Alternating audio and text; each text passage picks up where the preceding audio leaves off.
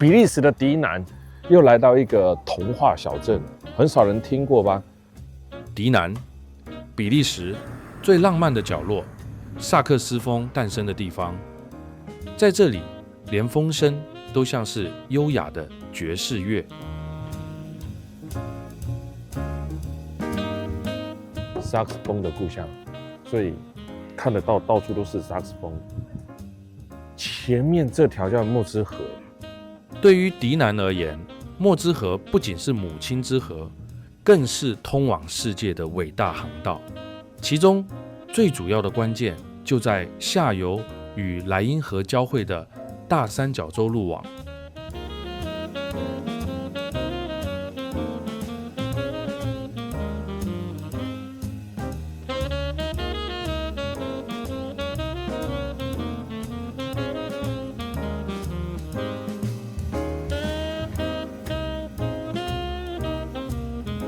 迪南得以完美對接當時全歐洲最高效的物流動脈，這條通往海洋的水上絲路，載着迪南匠人精湛的工藝魂，從幽深的峭壁河谷，巧妙地抵達了歐洲乃至廣闊的世界。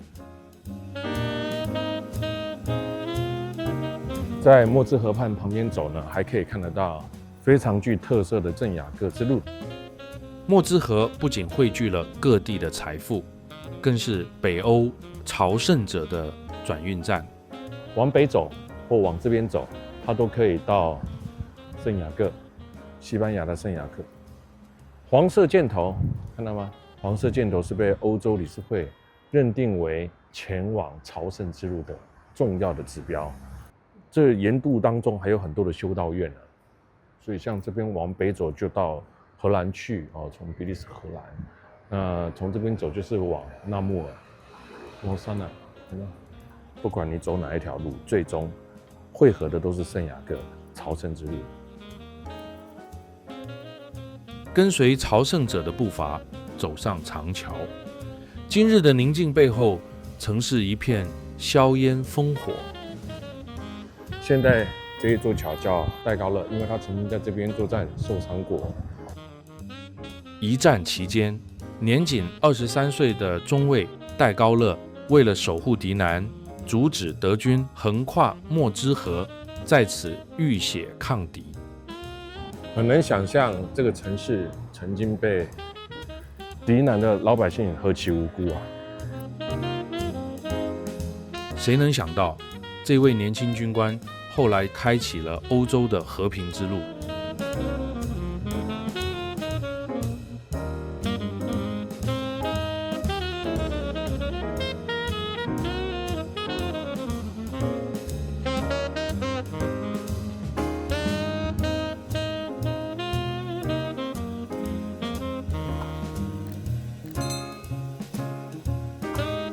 在戴高樂橋上面呢，你可以看得到各種顏色的薩克斯風，每個顏色的薩克斯風也代表不同的國家。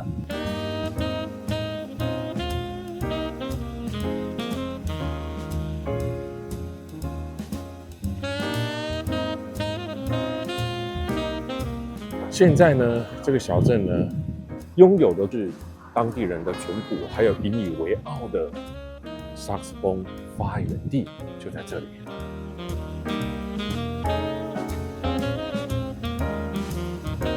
這裡家家戶戶都會學樂器，所以在這邊的小朋友聽說都會兩種樂器啊，鋼琴、薩克斯風。比較特別的是啊，我還沒有看到有人去吹，那個大支的橋上呢，不知道能不能吹得動。而且這裡還是一個製作鐘的一個發源地啊。有聽到鐘聲嗎？中世紀的迪南是全歐洲公認的金屬工藝重鎮。憑借着精湛的技法，甚至誕生了以誠為名的專有名詞 Dinandery。從祭祀器皿到悠遠鐘鳴，這裡的鑄造水準奠定了迪南在歷史舞台上獨特的地位。這個是最有名的聖母教堂，那也是整個城市的地標。你看上面有個城堡，有沒有看到？城市在中心點，然後呢，河呢在最下方，所以它就形成什麼上中下。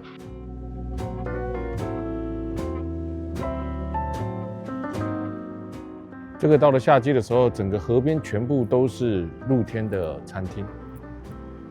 而這一個呢，就是在12世紀就開始了，非常有名的 beer， 修道院釀造的 beer。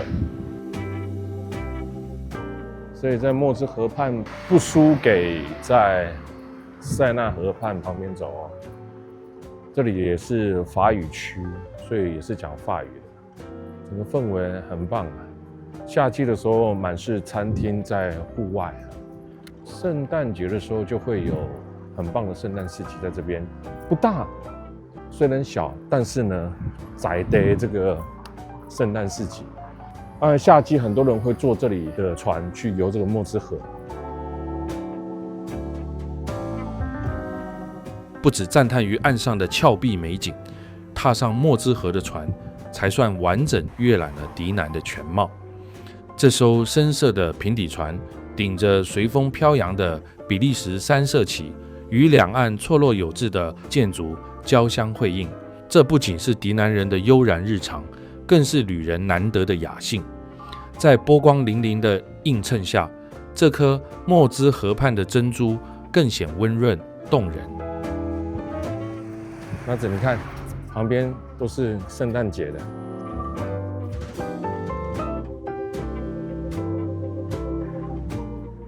聖母院呢，後面就是石灰岩地形的山牆啊，地理位置非常特別啊。上面有一座城堡，這個城堡大概400多階的台階吧，可以爬上去城堡上面看看。當然也有纜車啦。這個是聖母院、聖母教堂。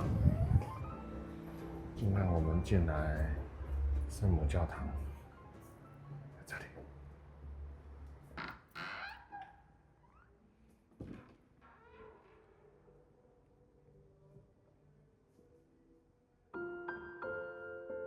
步入堂內，目光不由自主地被巨大的石柱與拱頂所吸引。這座典型的13世紀哥德式建築，用高聳的穹頂象徵着凡間與上天的連接。這種設計不只是工藝的巔峰，更是為了讓每一位仰望者都能感受到心靈的升華。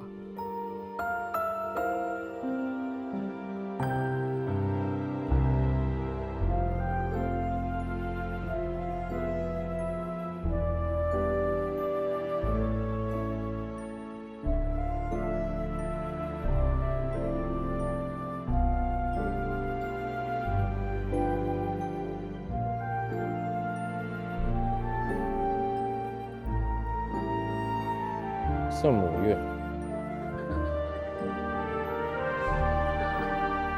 很漂亮啊，也很震撼啊。教堂後面有一個石灰岩山，而且是直立的，數百米，易守難攻啊，所以自古以來它就是戰爭之地。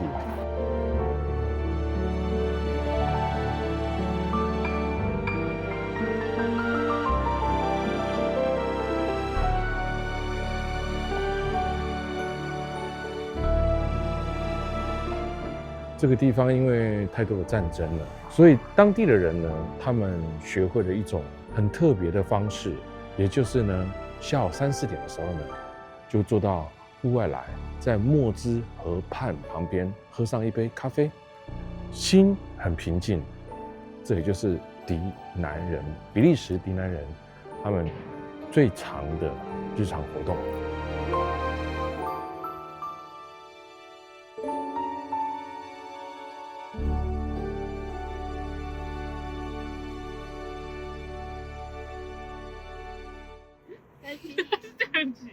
这样起。想要走进迪南的日常，甚至讀懂比利時，那就絕對不能錯過經典的淡菜配薯條。看這鍋，香氣四溢，鮮甜肥美的淡菜，它不只是舌尖上的享樂，更代表了一種隨性歡聚的在地生活方式。這個是啤酒淡菜，也是只有在迪南這個地方才會有。它是用啤酒下去釀造的淡菜，對啊，然後很大一鍋，淡菜容易取得嘛，在比利時。那迪南因為有非常有名的修道院啤酒，然後呢，他們就會用這種叫穆拉拉雷夫，就是淡菜啤酒，對，很特別。然後你就可以補充蛋白質，也可以補充澱粉，對啊，然後再拿這個薯條去沾一下，這樣子，這就是比利時吃淡菜最特別的地方。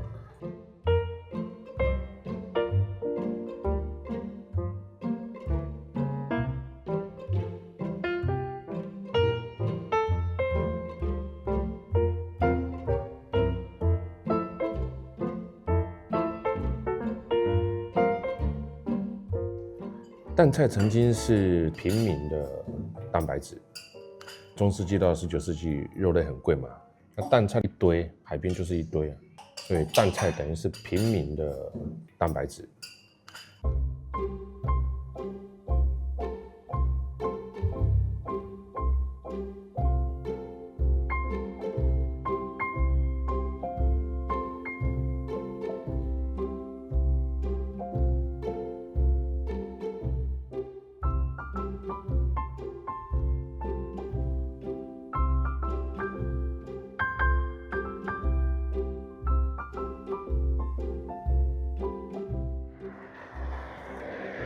你看这教堂多美，在河旁邊。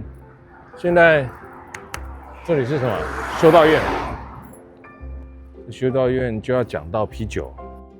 時光倒流回西元1240年的來福修道院，當時的中世紀歐洲自然水質極度惡劣，常常是瘟疫與傳染病的溫床。對於長途跋涉的朝聖者與虛弱的病患來說，喝下一口水往往伴隨着致命的風險。為了解決這個攸關生死的危機，秉持着慈悲心的修道士們找到了絕佳的解方，那就是釀造啤酒。透過高溫熬煮的殺菌過程，加上麥芽豐富的熱量，這杯琥珀色的液體不僅是解渴的飲品，更成了拯救無數生命的公衛救星。修道士可以喝酒嗎？當然可以啊，而且還得必須喝。只是呢，一天大概喝3次，不能喝太多次。你知道，以前人壽命不長，有很多的原因是因為來自於水源，水不乾淨嘛。所以啤酒是最穩定、最安全、最可大量製作的一體麵包。尤其是修道院的啤酒，就被視為食物的一部分，不是享樂品。原因就是給病人補充熱量飲用，給旅人恢復他的體力。儘管修道士們早已卸下了釀酒防疫的重擔，也不再親自掌管酒窖，但迪南的修道院啤酒並未消失。透過授權模式，完整保留了古老配方，與現代酒廠一同延續了這份風味，讓跨越世紀的智慧，在今日的浪漫墨汁河畔依舊香醇如初。